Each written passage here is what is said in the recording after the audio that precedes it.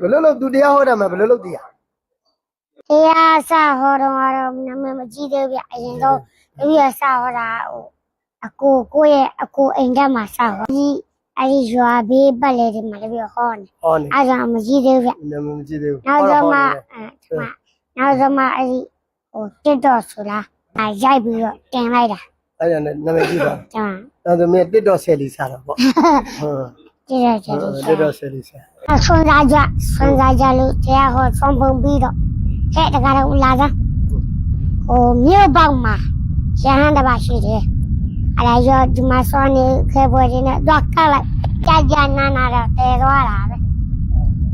ဒါပေမဲ့အဲ့ဒီတကားကမဲ့ပြီးတော့လမ်းနေတော့သူထိုင်စားပြခုံရောခုံရောခုံတော့ခုံတော့လောဒကဒိတာရဟန်းဖြစ်တာနဲ့သူတပားကိုမုန်းခဲ့ပေမဲ့သူ့ရဲ့ကြောင့်နိုင်မနေခြင်းနဲ့ကမ္မဋ္ဌာန်းတွေပွားများတရားတွေအထုတ်တဲ့ကံလေးကဒီမှာကြောင်းလာဆက်လိုက်တော့ရဟန်းတာတော့ဖြစ်ပါရဲ့စွမ်းတစ်စက်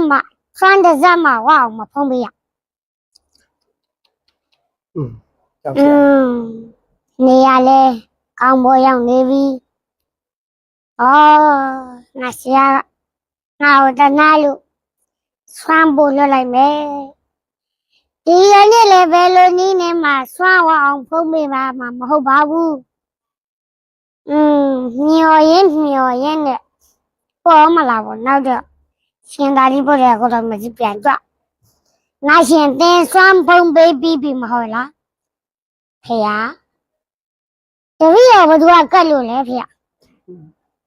ဟာငါလွတ်လိုက်တာပဲဟိုမှာလင်မင်းနဲ့အဲ့ဒီခေတ်တော့လင်မနဲ့ရှိလားမရှိလားတော့မသိဘူးပေါ့အခုခေတ်နဲ့ရမ်းတော့ရတာပေါ့ဗျာလင်မကြီးနဲ့ကြာနာလွတ်လိုက်တာပဲမလာပါဘူးဖေယား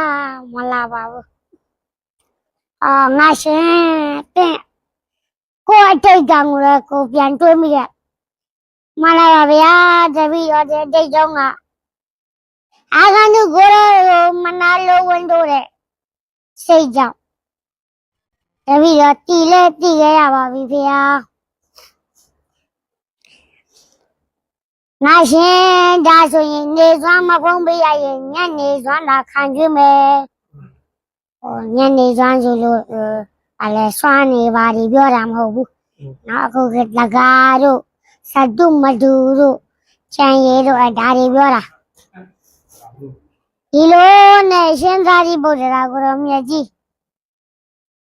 သမီးနဲ့လဲပြီးစွမ်းခံလိုက်တဲ့စတုမတူတွေတပိတ်ပြေရဟာအားရကြဝန်တာတယ်အဲ့ဒါနဲ့ရငါရှိရစတုမတူစွမ်းရအားရအောင်ဖုံးပေးရောတပိတ်ပေးမလာဗျာတပည့်တော်လက်နဲ့နှိုက်လိုက်လို့ရှိရင်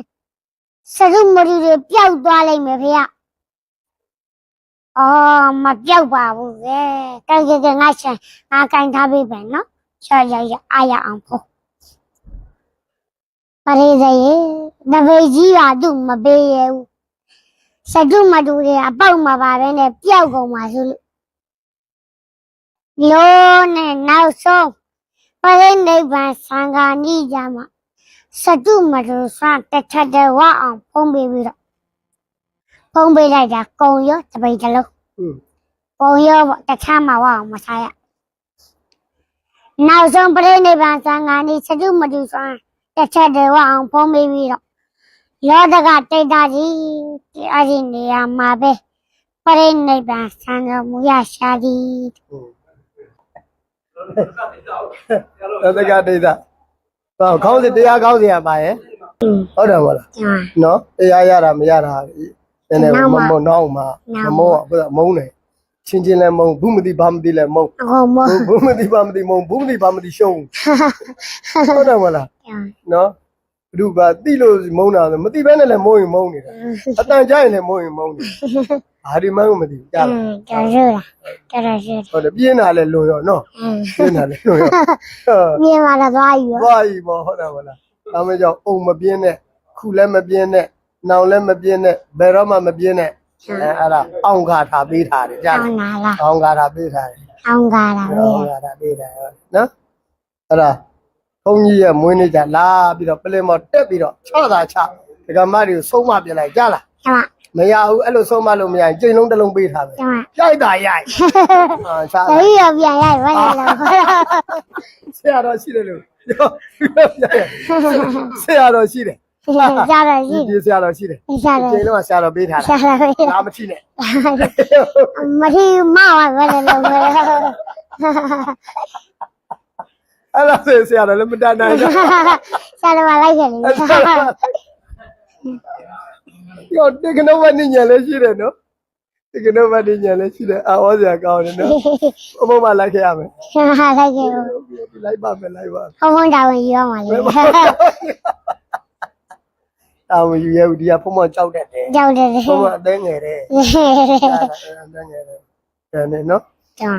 အဲ့တော့ဘုန်းကြီးကလည်းနောက်ကနေဥဒ္ဓမရေကိုဖြစ်တဲ့ကိုသားခံတော့ ကိုဒါကန်နဲ့ ကိုသားခံတော့ အလည်းမသက်နိုင်တော့ အဲ့တော့ 为嘛呢？我在家过路嘛。 ကိုဆိုင်တာကိုလောက်တာကိုရကိုဖြစ်ရင်ကိုခံကိုတိုင်းနဲ့ကိုခံ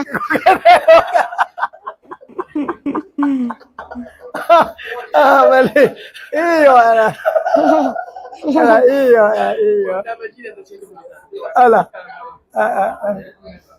ဘယ်လိုလုပ်သူတရားဟောတယ်မှာဘယ်လိုလုပ်တည်ရ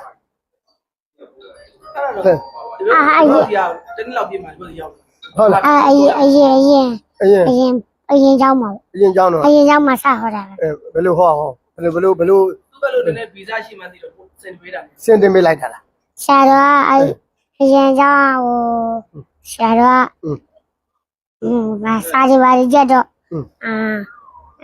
သူရလေရတယ်ပေါ့အားလာနဲ့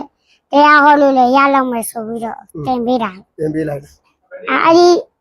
တရားစဟောတော့နာမည်မကြည့်သေးဘူးအရင်တော့ဒီရစဟောတာဟိုအကိုရဲ့အကိုအိမ်ကမှစဟောတာ ကိုလည်းအိမ်ထဲမှာဟောတယ်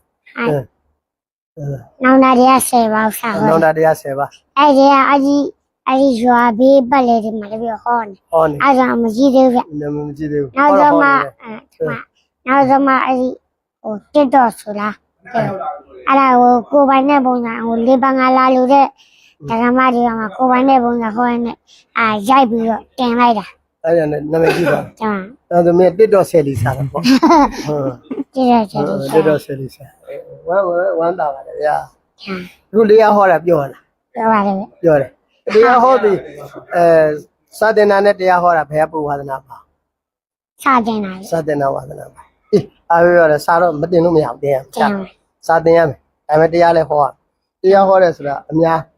တွေအကျိုးများဒါတရားဟောရင်နှလုံးသွင်းရမှာကသာသနာတော်အတွက်တရားဟောနေတာသူတို့လူရင်ယူရင်လည်းသာသနာတော်အတွက်ငါယူတာငါအတွက်မဟုတ်သာသနာတော်အတွက်သာသနာတော်အတွက်ငါနိုင်တဲ့ဘက်ကငါတာဝန်ထမ်းဆောင်ခွင့်ရတယ်ငါသာသနာပြုခွင့်ရတယ်ငါသာသနာပြုခွင့်ရတာငါကျင့်တတ်တယ်သာသနာဆိုတာလူတိုင်းပြုလို့မရဘူး ကျန်ပါပြီ သာသနာပုံညဝန္တတာပုံညဝန္တာဝါလက်ပရိအပ္ပပုံညကရစီပက္ကဏိတုမဝိတယသာသနာဆိုတာဘုံကံကြီးတယ်အားကြောင့်ဘုံကံကြီးတဲ့ဘုရားရှင်ကတည်ထောင်ထားတဲ့သာသနာအားကြောင့်ဘုရားရှင်ကဘုံကံကြီးတော်လေးသိမ့်ခြင်းတဲ့ကဘာတသိသူ့ရဲ့အသက်ချွေဘဝအားလုံးကိုဆွန့်လွတ်လိုက်အားလုံးဆွန့်လွတ်ရတယ်ရှိသမျှဘဝအကုန်လုံးဆွန့်လွတ်ပြီးမှသူ့ရဲ့ဘဝပြည့်စက်ပြီးမှသမညုတဉာဏ်ရလာတာ ကျန် အားလုံးကြောင့်ဘုံကံကြီးခြင်းရဲ့အကြောင်းရှိလို့ဘုံကံကြီးတာဘုံကံကြီးတဲ့ဘုရားရှင်တည်ထောင်ထားတဲ့သာသနာမှာဘုံကံကြီးတဲ့သူကသာသနာပြုနိုင်တာ ကျန် ဒါမှမဟုတ်ရှင်ဘုရားဘုံကံကြီးတယ်အဲဒါဘုံကံကြီးတယ်ဆိုရင်ဘာပဲပြောသူတို့ကျင်းအောင်ပြောသူတို့ရဲ့ကုသိုလ်ရအောင်တရားတရားတွေပေါ်လာအောင်ပြောပြီးတော့သူတို့ရဲ့တရားတရားမြင့်တင်သူတို့မြင့်တဲ့ကကုသိုလ်တွေတို့တရားတရားတွေဖြစ်လို့လူရင်ယူကြလားယူပြီးတော့စနစ်တကျပြန်ပြီးတော့အာသနာတော်ကြီးအကျိုးရှိတာတို့ဆက်လက်ပြန်လို့ကြလားသိမထားနဲ့နော် နေတော့ သိထားရင်ရှင်မဒုက္ခရောက်သွားတယ်နော်အဲ့လိုဒုက္ခဆိုရင်တပည့်တော်မှာမျှပေးကြလား ကျန် ညပြီရပါ အေးညပြီ ဆရာတော်ဒုက္ခလို့ရှင် ဟောဒုက္ခလိုချင်တာပေါ့ လို့ရှင်တာပေါ့ ဒီလိုဒုက္ခမျိုးတော့ငါလည်းရချင်နေတယ်ဟုတ်တယ်မလားအဲ့ဒါနဲ့ပတ်သက်ရုံ โอเคကျွန်တော်ပြပိုင်းလေးကဒီလောက်ပါခင်ဗျာဒါတော့ကျွန်တော်မဟာမြိုင်ဆရာတော်ဘုရားကြီးနဲ့ကျွန်တော်တို့ကိုရင်လေးရှင်ဥတ္တမတာတို့တွေးဆုံတဲ့အချိန်မှာဒါမဟာမြိုင်ဆရာတော်ဘုရားကြီးကဒါဆုံးမစကားတွေလည်းပြောတယ်နောက်ပြီးရင်ဒါကိုရင်လေးဘယ်ကဘလို့ဒါတရားတွေစဟောတဲ့ဆိုတဲ့အကြောင်းလေးတွေကိုဒါမေးဖြစ်ထုတ်သွားတာပါ